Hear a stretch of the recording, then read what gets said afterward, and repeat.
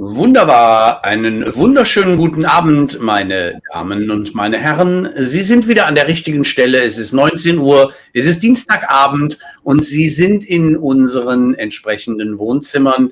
Wir heißen Sie herzlich willkommen beim CRMKonvos. Ja, und wir hören, dass es live ist und haben auch noch mal getestet, dass wir auf allen Kanälen ankommen. Wir haben heute einen sehr charmanten und brillanten Gast, die auch in den entsprechenden Wohnzimmern unserer KollegInnen, die in den USA den CRM Pliers entsprechend betreiben. Sie ist dort ein regelmäßiger Gast und wir heißen ganz herzlich willkommen Ginger Conlon. Hello, Ginger. Now I switch over to good old British English with a touch of American, and it's a pleasure for me. Yeah, well, my teacher weren't so surprised that I did have my little hang-ups and challenges, but it's working. I have been not in the challenge that I did starve or die of thirst when I were in Britain or in the United States. So it's a positive thing. Talking about positive things, it is a pleasure to have you with us, and we welcome you, and we are very grateful that you can make it. And yes, we know that we will close properly to the hour so that we manage all our due dates.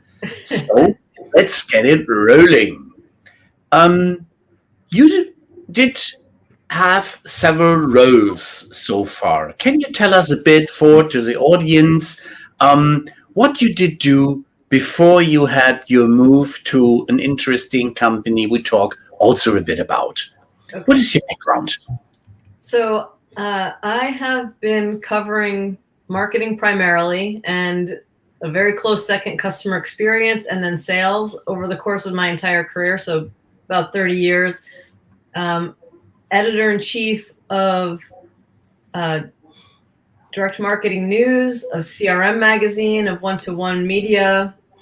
I was the U.S. editor of The Drum for about a year, Sales and Marketing Management way back, and I'm currently the president of the Direct Marketing Club of New York. So just very woven into marketing and how customer experience and sales blur the lines with marketing, and it's been a job and a passion, and they just can't get rid of me. I just keep coming back. I can't imagine anyone wanting to get rid of you. There would be such a vacuum in this industry if you were to leave it. No thanks. Thanks, Marshall. Sounding fascinating that you have such a focus. And in the old days, CRM Magazine was, even in Germany, a regular must-read. So you were at least on my radar and in my bookshelf. Yeah, it was a fun time back then. We launched and expanded a lot of the awards programs that you're probably all familiar with now in terms of CRM leaders. And that's where I met Brent Leary and Paul Greenberg, and the rest is history, because we know how much we all love those guys. And it was a really fun time in terms of CRM really hitting its stride. So it was nice to be a part of that. So how did it come? You concentrating on strategic marketing. How did you get in there? So, strategic marketing, that's a good angle. Like I think that marketing, you have to look at it and how does it link to your business objectives, right? So again, what's the business strategy and how is marketing going to support that? So whether it's branding or performance marketing or content marketing, whatever it might be, it really should be about supporting that business strategy and keeping your making the promises to the customers that you can actually deliver on. And that should all be strategic, right? So that's when you have a chief marketing officer that's actually has a strategic role versus, basically being like the chief brand officer, that's when you really get the most out of the marketing function, because you think more about how marketing can be that revenue generator or revenue supporter, depending on the role it plays, which is often multiple roles, right? Sometimes it's out there really helping get the leads in, and sometimes it's, doing the softer handoffs, but there's so much that marketing can do in that strategic role. If I take the perspective in some of my former business lives, where I have been, unfortunately, a lot around people which are in finance and in controlling, marketing was always singing, dancing, spending money, doing nothing. So why did these clowns have a completely wrong impression? We work like hell. Well, I think because some marketing is hard to show, action leads to result, right? So a salesperson goes and talks to someone, they make a sale or they don't make a sale, right? But with brand marketing, for example, sometimes you don't see the direct correlation, but you might actually see it if you didn't do the brand marketing. So let's just think about Coke and Pepsi, right? If Coca-Cola stopped all of its brand marketing, how long would it take for people to forget it existed, and Pepsi keeps marketing, and all of a sudden it's taking all of Coca-Cola's market share, right? You have to have your voice in the market, and it may not be as obvious the results of that, but it's obvious if you don't do it. Yeah. What can marketing do to improve this? I feel like a lot of marketers are doing everything they can to show performance. I think there's more creativity around figuring out how to connect the dots.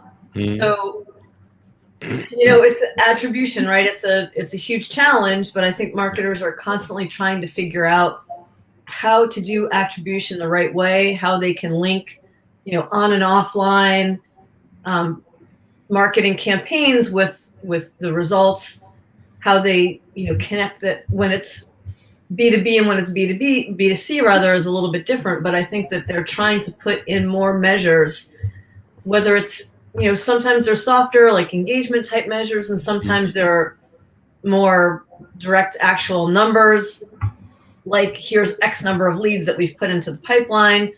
But I think that just, you find fewer and fewer marketers who don't want to try and link their job to performance.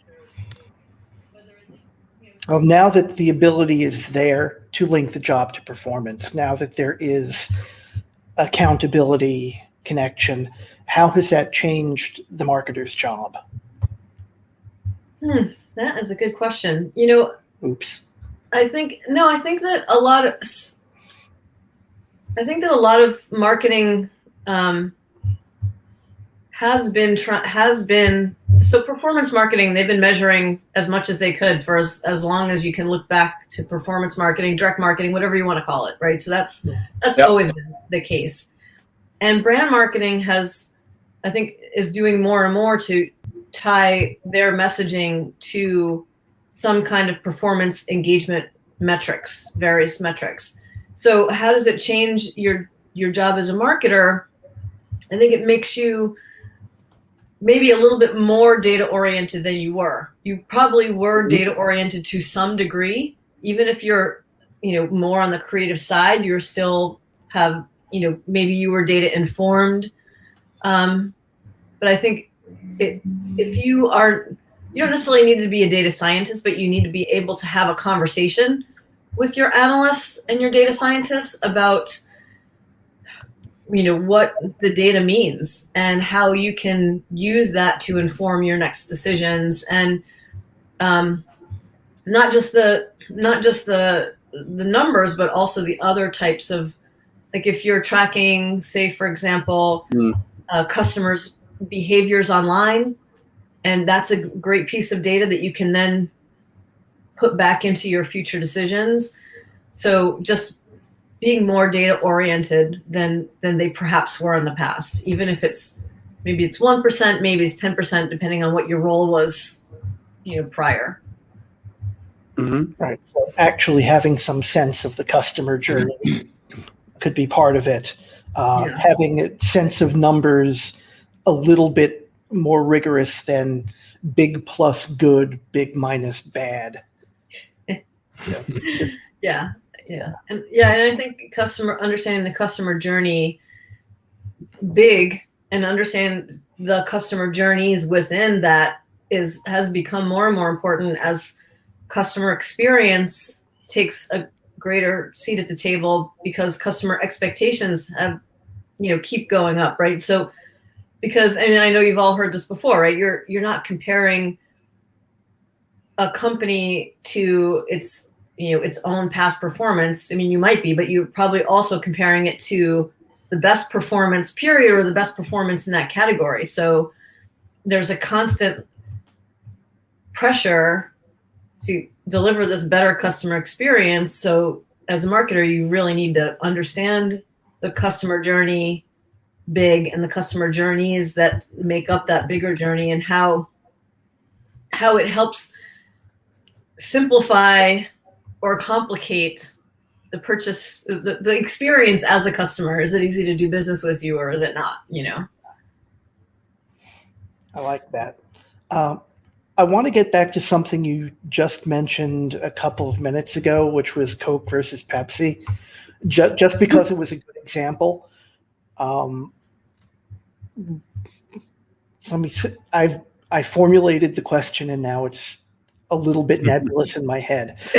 One of the things that Coke has going for it is a tremendous amount of history and, say, social goodwill. And that's something that I guess is, the golden fleece for marketers. How do you get the brand to the point where, say, you could pull back from constant messaging and be able to have it carry on passively for a while? Is that a thing that can be planned for, that can happen? Or is that just something that only comes with time and success?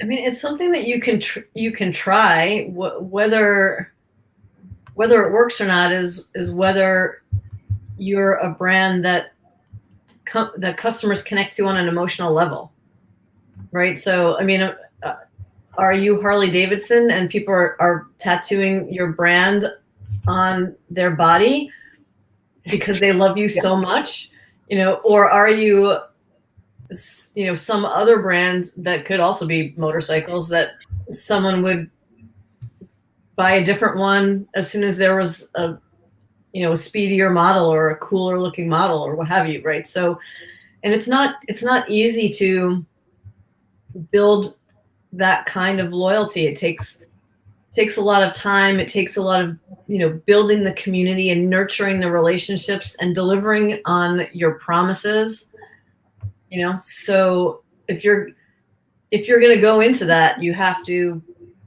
go in like full force. It's and sometimes it's just it's a groundswell, right? Sometimes people love you and they recommend the hell out of you, and and the next thing you know, you're the next big thing. But sometimes the next big thing doesn't always, like, you think about GoPro. I mean, GoPro was like, I have to have one for X amount of time, and it's a cool thing, but you can love it, and there'll be probably always a small community that loves their GoPros, but it's only got so much traction for the broader market. So right, the hype for it is not there anymore. It isn't the must-have technology. What is marketing's role to establish, or the chance that a marketing department has to establish this kind of, I love this brand, and maintain it? Well, first of all, the marketing messages should only offer promises that the rest of the company can deliver on. So don't overpromise, right? So be authentic and then help nurture as it's appropriate. Like, I mean, if you think a lot of times there's, groups like Harley Davidson riders clubs came to be because Harley Davidson riders, got together themselves, but it's also, as a marketer, you could, be out there sponsoring rallies and encouraging fans to get together and share their love, and the love builds. Invite people who are interested but haven't converted yet, and to feel that excitement from your existing customers, and kind of catch the bug, perhaps, and get kind of unfiltered opinions as well, and so they see that how the good and bad, and but it's going to be the more good because these are obviously your most loyal and enthusiastic fans, right? And just make it easy for them to share too. The good, bad, and the ugly. Where are the uglies? The thing is, it's more volunteering here.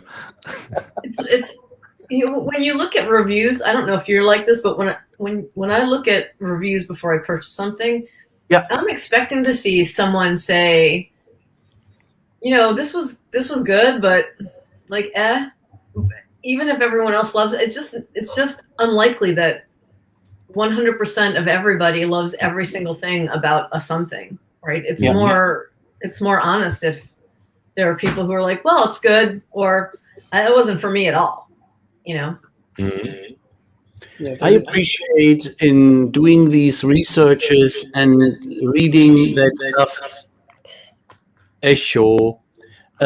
reading that stuff, that I go for not only the good marks, but I look very in depth into the 1 stars and 2 stars, where people share their concern. And especially if I have to shop with that American giant in Corona times, I'm checking very, very carefully what crap I'm buying. Yeah. And so my whole children's and my wife are very keen that I don't try to save the whole country by buying everything and nothing. Yeah. Which country? Where I live, not the United States. This is a favor you street Japs might manage. That brand, you probably end up in China. I don't know if you can save us anymore. But anyway.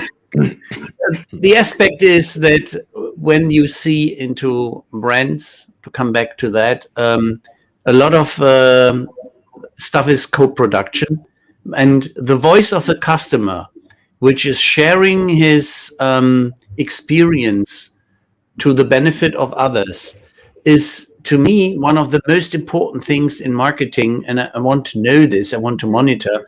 I want to get involved. And if I want to show empathy, then I have to know where I can get better. Absolutely. Voice of the customers is so important.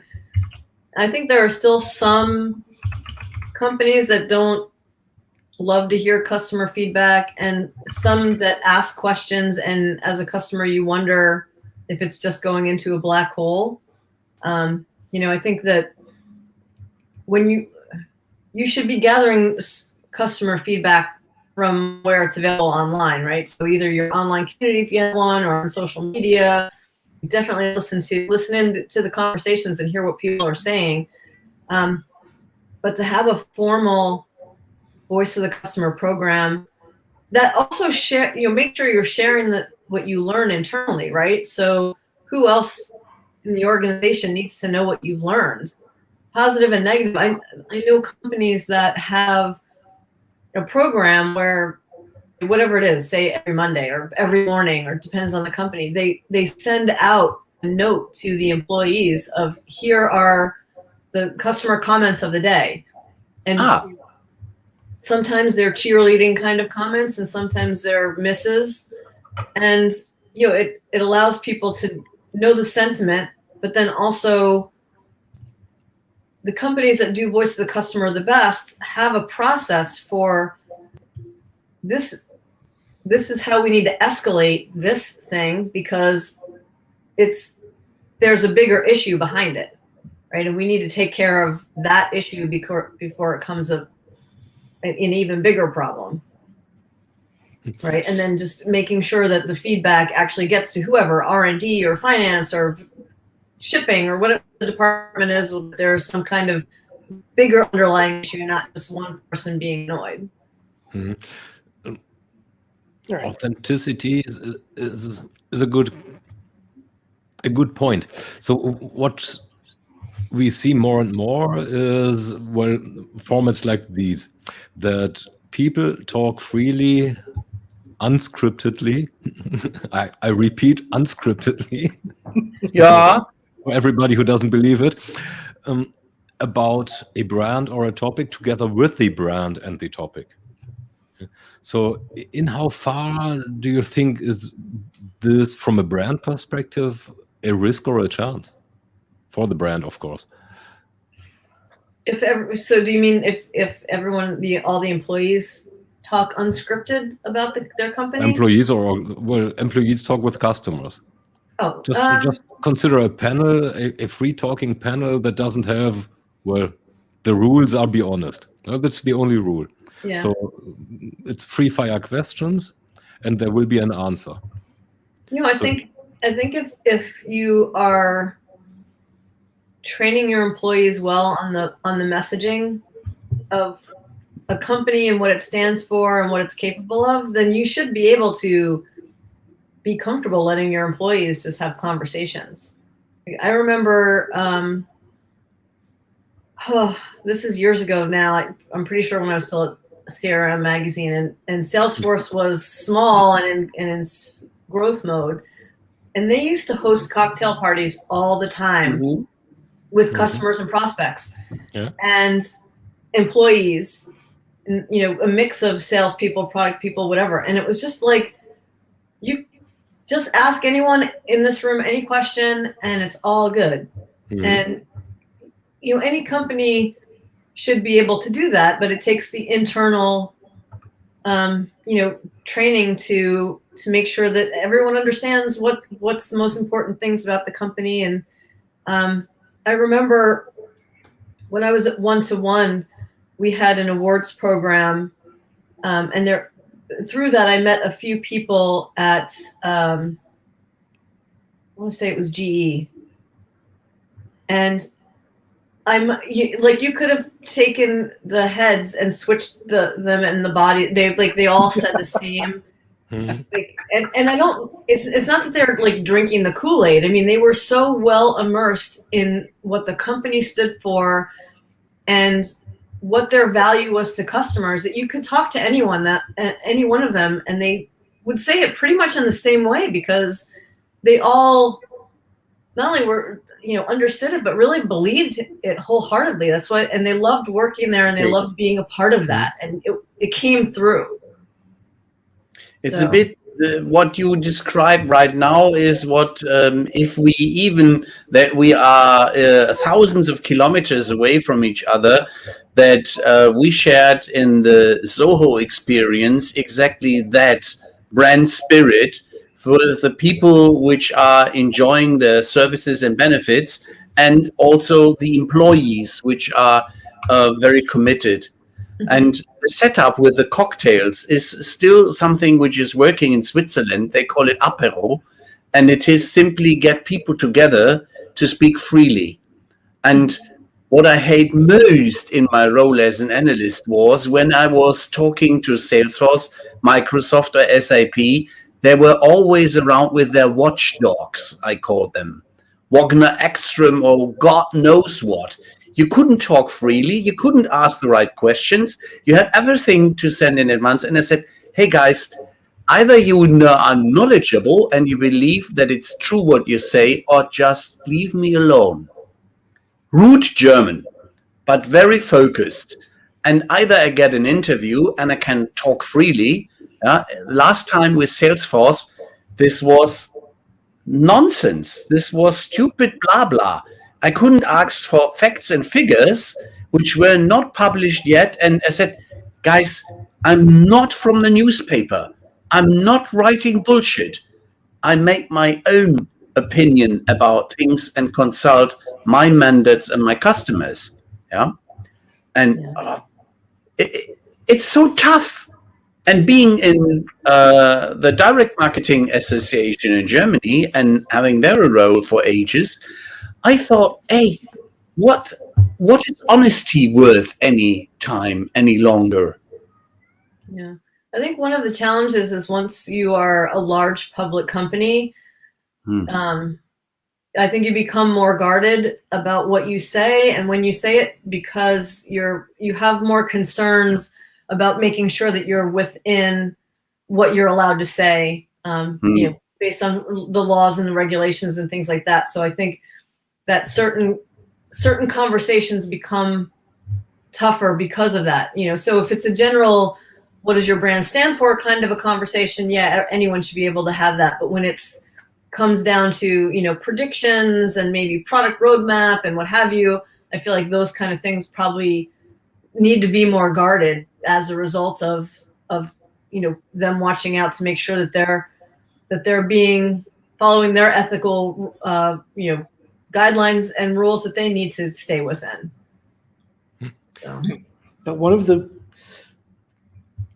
great moments that I remember in this sort of discussion, and it relates back to how well you treat your own customers as to whether you can trust them in public off the leash.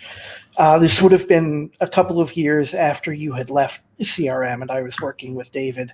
That's David Myron, by the way, if anyone's curious. Wonderful dude. We had some Salesforce customers in talking about their customer success program.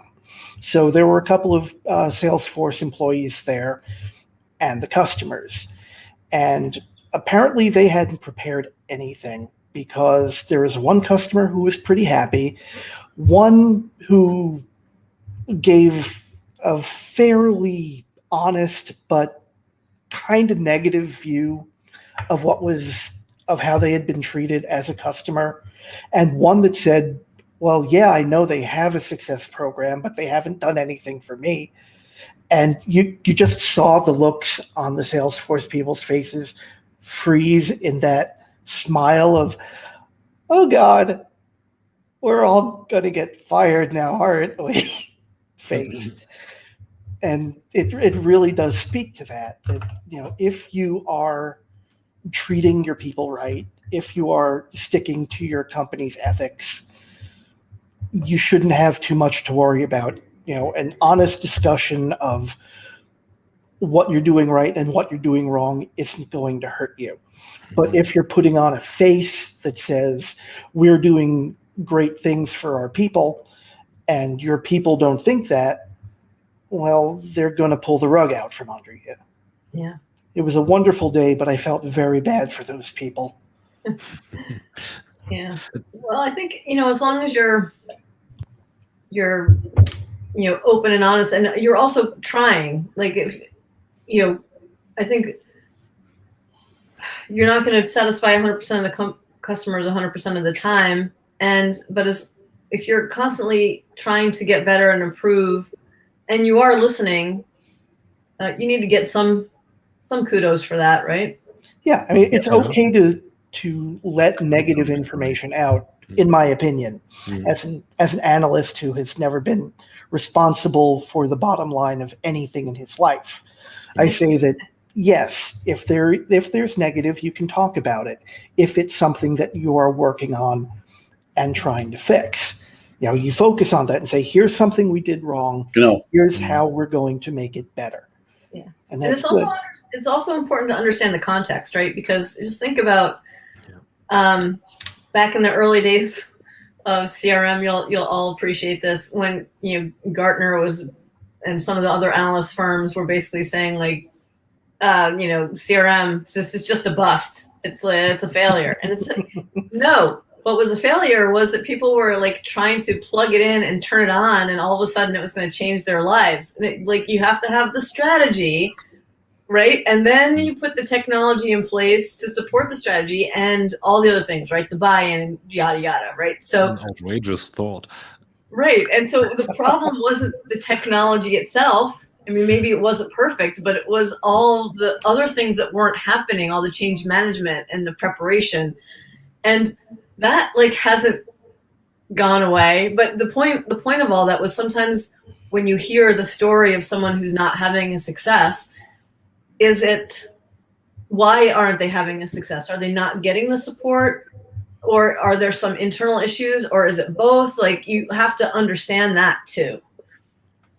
It's an interesting aspect, especially as you said about processes, and if some things are not running in the right direction.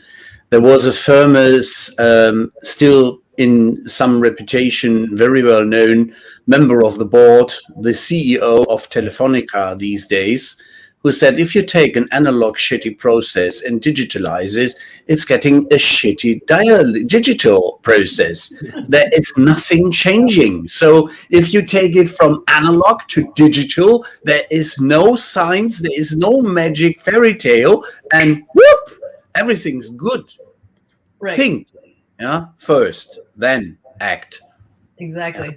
And that's why I think when people say, stop thinking about digital transformation and think about business transformation, it's so important, because exactly what you just said, Ralph. And the interesting aspect is that I am very pleased that even that you have found a new environment where we would like to talk a bit about with this Genesis. Now we come to the commercial part. That you part, it's not commercial for us here. For me, it's simply giving a friendly hand and a warm welcome to somebody in a well-known organization which has a very positive reputation. And for me, it's quite fascinating that you do have, let's say, there were no cuffs that you were taught not to talk with us. And there is no watchdog, as long as I can see, which is guarding you.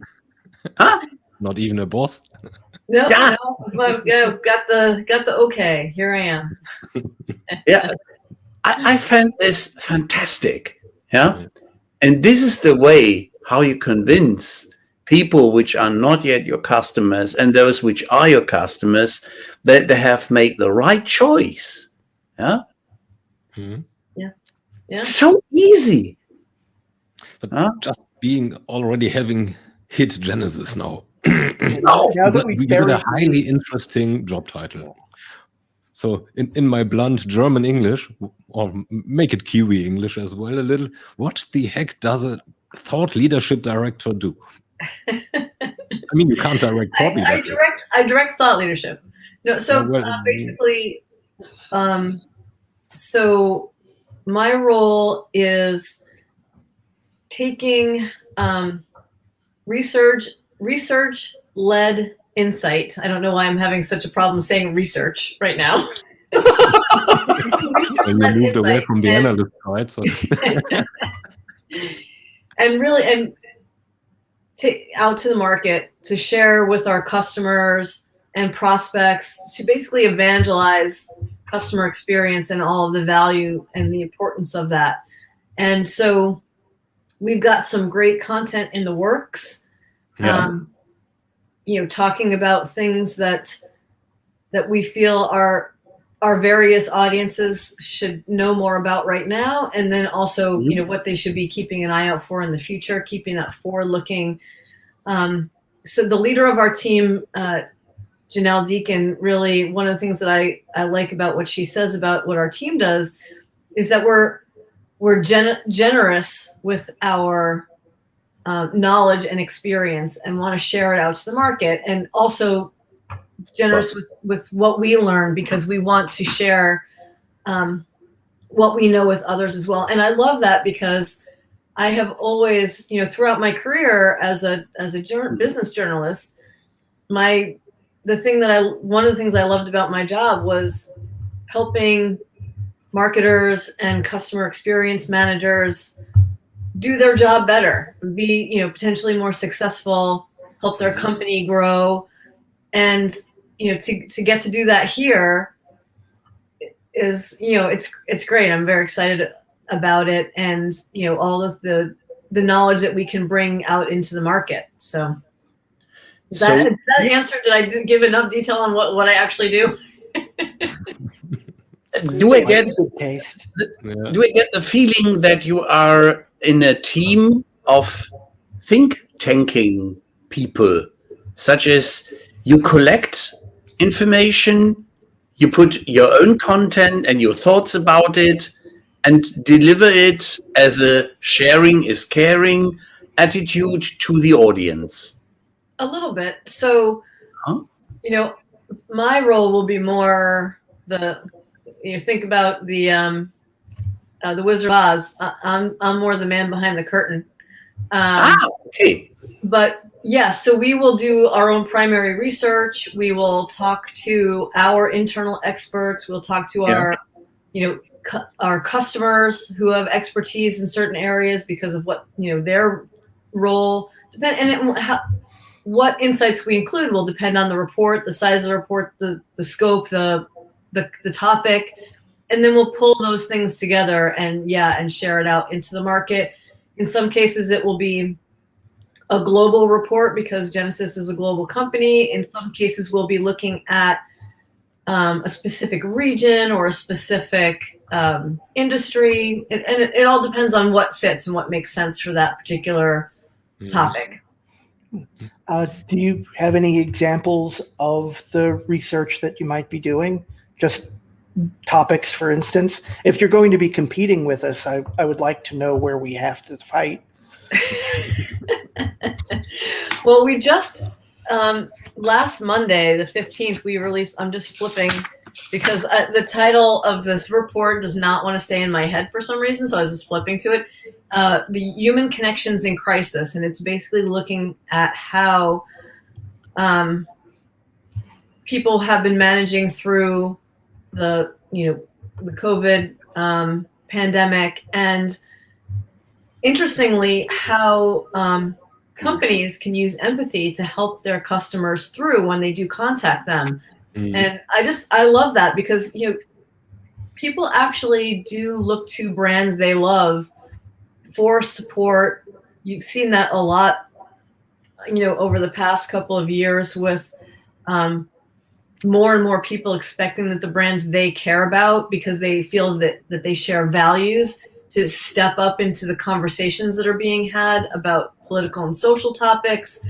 So it's not surprising really that companies can see how their customers are feeling and be more empathetic and help them along in ways that maybe aren't as expected. And maybe that's even just spending a little bit more time on the phone with them when they call in for a customer service call, and just really showing that they're understanding what's important to the customer, that they care, and how important all of that is.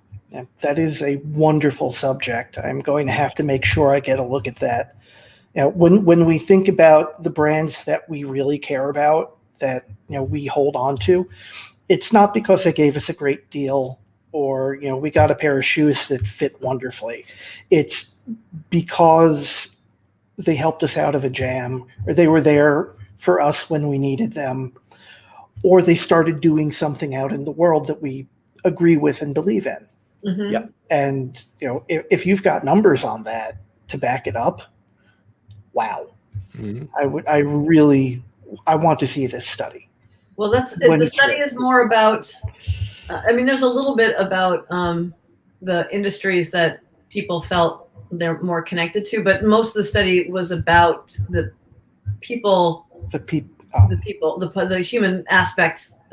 Talking to consumers, and some of the data was pretty interesting in terms of, I don't think I have the notes on it here of some of the numbers that I had pulled out for when we were talking about it on CRM Players, but just I think it's 1 in 6 people who called the contact center in the past year called because they just needed to hear somebody. They just needed to have a conversation with somebody.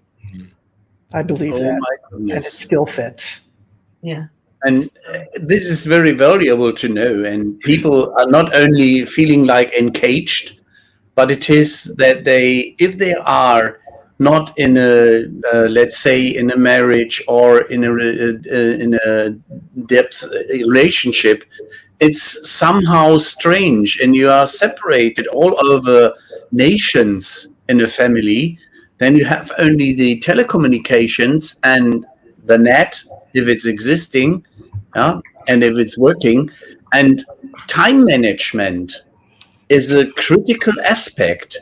People these days do not know how to manage themselves properly, and they work a lot more not realizing it.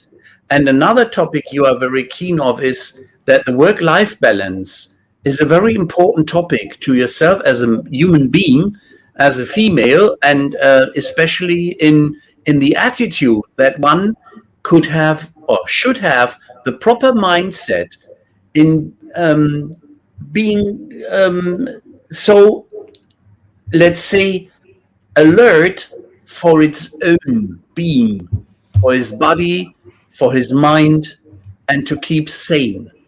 Yeah. Yeah, it's so important to take care of ourselves and you know, some people love work so much they can work a lot of hours and it doesn't really, it's their entertainment as well as their job, you know. So Feel like if they work a 10 or 12-hour day, it's like, what? Oh, the day just passed, you know. But you also, even if you're that enthusiastic, you still need to get up and like stretch and walk around and get some air and you know communicate Hydrate with other people for fun, drink plenty of water, and just because when you take care of yourself, you actually are going to perform better at work because you'll have more energy and more focus. And I'm definitely a proponent of making sure that you do that. And it's interesting. So in the stats from that, I found a couple of the stats from that report. 42% of people felt less connected. 38% didn't actually feel a change, and 20% actually felt more connected. And if you look at the more connected versus less connected, one thing I thought was interesting was that the people who felt more connected also spent a lot more time on social media, whereas the people who felt less connected, their social media habits didn't really change at all. And so, one way to feel more connected when you're, in your own space is to get out online. Not everyone enjoys social media, but even if you're, scrolling and reading versus commenting and posting, it can still help you feel a little bit connected. So I thought that was an interesting stat. I was kind of surprised that the less connected, like there was almost no change at all in the average, in terms of social media use. So it would be thrilling to see if the data is internationally or if it's more US focused. And sorry, Thomas. So it is currently US focused, but we are in the process of going in market with a global study that will be in Europe, LATAM, and APAC. And so let's hold this thought, and in a couple of months, we'll have some global data for you. Is there some age correlation as well? A little bit of age correlation. So some of those who felt more disconnected were older, and some of those who felt the same or more connected. Did I say less connected were older, and more connected and the same were generally a little bit younger? Of course, you realize this means we're just going to have to invite you back in a few months. My idea the moment she said it. I'll let you know when we have the data. Thank you for filling our calendar. And giving value to our audience, which is the thing which makes us tick since we started that initiative, because even if it's not the social media approach we are taking, it is that we utilize the social media to get us distributed. And this is not that we do any hate speeches or scripted bloody stuff. It is simply that we have on iSight a fantastic talk about interesting topics. And this is what people do find interesting. And I'm missing the right word in good English, wertschätzen. Yeah. They have a certain value for it, or they just love it. They value it. Na gut. Yeah. Let's circle back a little bit. So, Gerne. About half an hour ago, you said something about CX, customer journey, and which needs to be done and in sync with the company values and basically the messaging. Now, one interesting question that many companies can't answer or answer differently is where does CX belong? Is it marketing, sales, service? Is it the CEO? Is it the board or everyone? Okay. So everyone has a role in the customer experience. Even if you're not customer facing, if you're in billing, something you do is going to roll back up to somewhere in the customer experience, right? Yeah. So, but where it belongs for your organization is going to depend on what kind of company you are, what your priorities are. So, for example, Overstock.com, back about 10 years ago or so, I don't know what the organizational structure is now, but at the time, one of our customer champions when I was at 1-to-1 was the Stormy Simon, who was at the time the head of marketing and customer service for Overstock.com.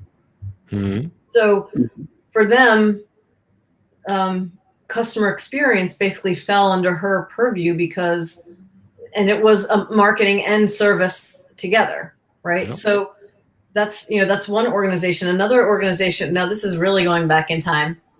Back in the day, when women wore dresses all the time, you could buy a subscription to pantyhose. Yes, this is true.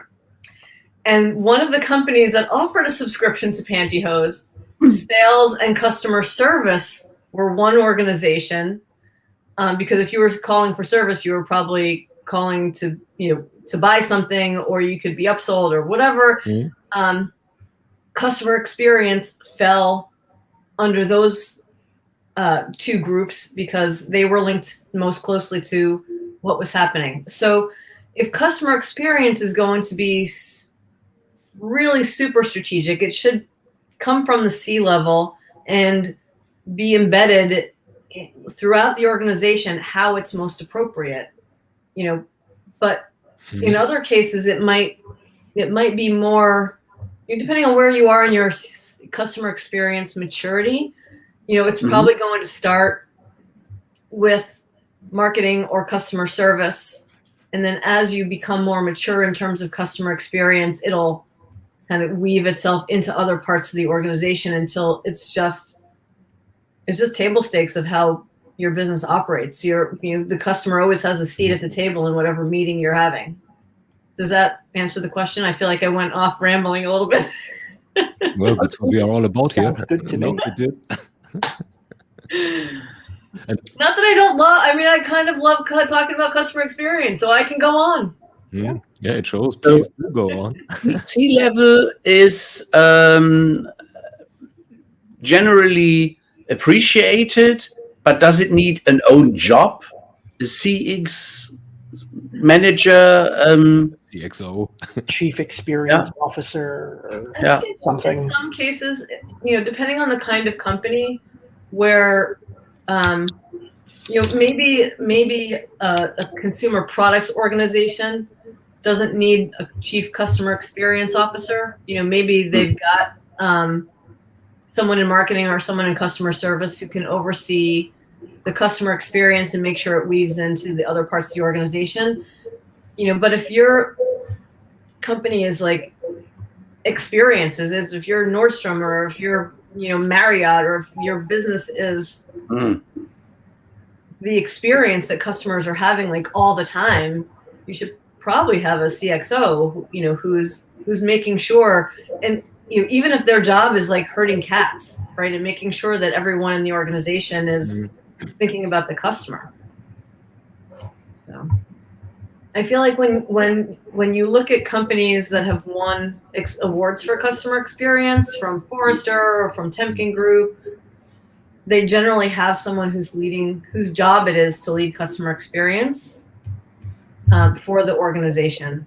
And you know, who they report to, maybe the CEO, or you know, it may be someone who leads service or marketing, but eventually there is going to be that person who's making sure that the rest of the organization is aligned around the customer.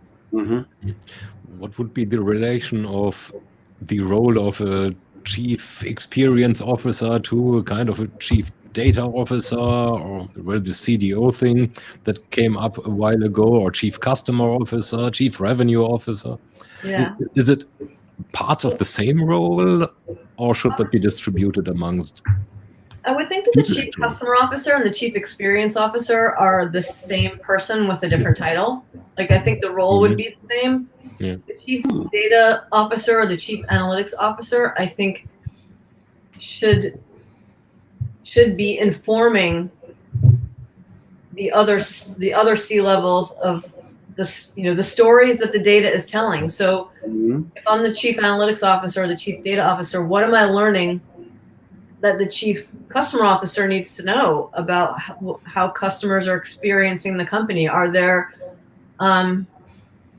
hitches in the processes that are making it hard for them to do business with your company, for example? Or is there some positive trend that you're seeing that you could jump on and do even more with? And so that the chief data / analytics officer should be watching to tell those stories, and hopefully surfacing, because you know, sometimes you know what to ask, and sometimes you don't know what you don't know. So hopefully you've got a data partner who's looking for those things that maybe you didn't think to ask but are important, and they're looking at the data for all different ways to try and help ask. Well, get answers. Opening a can of worms. Yeah. Not even knowing which question to ask sounds a hell of a lot like a use case for machine learning and AI. How does that fit into the picture? Right? I mean, you know, hopefully you do have the questions that you need answered, right? Because you want to know, there's things that you need to know or want to know that will help you do business better. But sometimes there's something that you didn't even realize. And looking back at some of the stories that I wrote at Direct Marketing News of that kind of thing, where, you know, what did the data show that you didn't expect? And in one case, this one entrepreneur, like, I mean, it was a bigger company, but when he was starting up the company and it was, you know, like 500 customers, consumer customers, he made an assumption about who their customers were. And then they did a study and found that he was wrong. They had this whole other set of customers that they didn't realize. And had he not, you know, had them look at the data in whatever different way, I don't recall, like, they wouldn't have discovered that. And actually, speaking of that, Trusted Media Brands, they have one of their brands is the Family Handyman. So in print, the Family Handyman is like 99% 5% men subscription. Hmm. Online, it's like 50-50 men and women. And, had someone not asked the question about, what's out there that we didn't realize, they wouldn't have never found out. And they made changes in the content and the advertising, et cetera, because they learned this amazing thing about their online audience.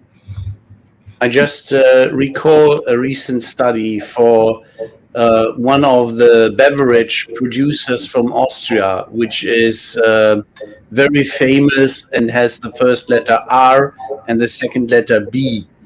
And if you drink it, you get wings. Yeah. Now Thomas at the latest knows what I'm talking about. They did an analysis and thought that male drinkers are their core audience. And what they found out is that they have over 70% in women as their daily, at least twice drinking a box or a can of that stuff, because elsewise they can't get over the day. And now they had to change completely their storytelling. Yeah. That's amazing. And it's absolutely amazing. And Maschitz is a very smart guy. He's very smart. And he has a hell of money he earns with that silly drink. But the fun thing is that he also has learned to give back a bit, not like Mark Benioff, not a way, but he has a museum about technical stuff. He loves cooking, and he loves to give sport events a certain touch. Yeah. So he is a bit, in a positive way, crazy. And this is what the brand making is also a bit about. But the customer experience in buying a can of that stuff is not thrilling. So the customer experience doesn't make me buy. What is your experience that one is going to buy a product he honestly doesn't need, but he loves the experience in getting the product and using it? Right. Well, so you have to think about what your customer experience is, right? Because for that brand, it's not the purchase, it's the use. It's, how you feel about how you feel when you drink it, how you feel about being the part of the community that, that drinks that drink, especially like if you use it to make other drinks with, and, how cool and different that is. And so that's where the customer experience comes in. And I think that's where marketing can help encourage you being part of that club. Okay. So to be in and to be with is a reason for buying some stuff you regular wouldn't buy. If that's your thing, right? So, yeah, A sense of belonging, right? I mean, it's the same with Apple, isn't it? Who the hell doesn't? Who the hell does need an Apple Watch? Yeah. So 2 minutes. I like the term need is a relative term, right? So, do you really need that thing? But I want it. Well, if you want it, then you need that thing to fulfill your want. Yeah. But if we keep on going at it this way, we're just talking about drug addiction, and that's really not fun. Well, so what I love is that I can get addicted by continuing that talk, but we have 1 minute left. So one thing you would like to give us a farewell with, Ginger, what would it be? Such as the word of the day or the sentence of the day? The sentence of the day. Definition of the day. Well, okay. So on the business side, I would say, customer experience should be a win-win for both you and your customers. And, so take care of their customers. They'll take care of you back, and you create a virtuous cycle. And on the other side, I'm going to give you a quick quote, not from me, but just the quote of, life doesn't get easier, we get stronger. And so, Lovely. Cool. You know, I like it. May I post that? Lovely. And with this, we thank you very much. We are very grateful that you were with us. Yeah. You have Thank you. with the research and without the research, you have your next invite on your desk. Be sure. all right. Thanks. back. Thanks for having me. It's been great. Always a pleasure. Thanks for coming.